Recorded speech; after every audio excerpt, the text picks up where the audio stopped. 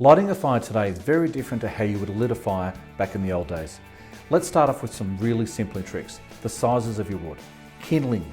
Kindling should be nothing thicker than your finger, and pine is absolutely perfect for using for kindling. The next size wood you want is something as thick as your wrist. Then from there you want to build up to something as thick as your forearm. Now to light your fire, don't use newspaper. Firelighters are the best way. Newspaper today does not burn like it did when we were younger. And 2 firelighters on the base of your heater are fantastic. These are environmentally friendly firelighters. Made here in Australia, they don't have the smell to it like the old firelighters.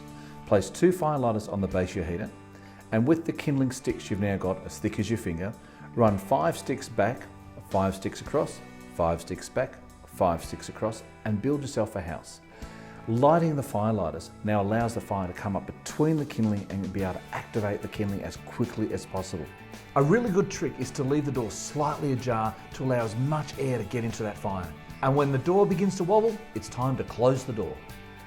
Now that the kindling's burnt down, the next size piece you want to put in is something as thick as your wrist. Now every single wood heater has a different size firebox, so cutting the length to the size of your firebox is critical, but what you want to be able to do is fill the firebox. Now like kindling, fire requires oxygen, so don't jam it in full.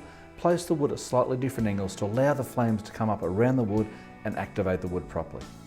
Now that the second stage wood has burnt down, you've got these beautiful big embers, allowing you to put some larger pieces of wood in. And again, when you get your wood heater, the whole idea is to place larger pieces of wood inside your heater. Have the fire going for a good 20 minutes before you turn the fire down, ensuring that the fire is well and truly established.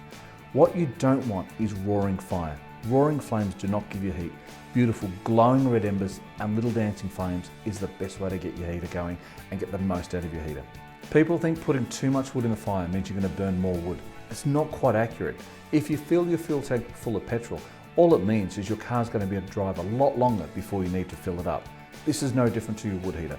Filling the firebox full of wood, ensuring that your fire is then controlled down, that you've got beautiful glowing red embers and dancing flames, means you do not have to restoke your heater anywhere as near as often as you did if you put one log in at a time. It's going to give you cleaner glass, it's going to give you a lot more heat, and it's going to be a lot better for the environment.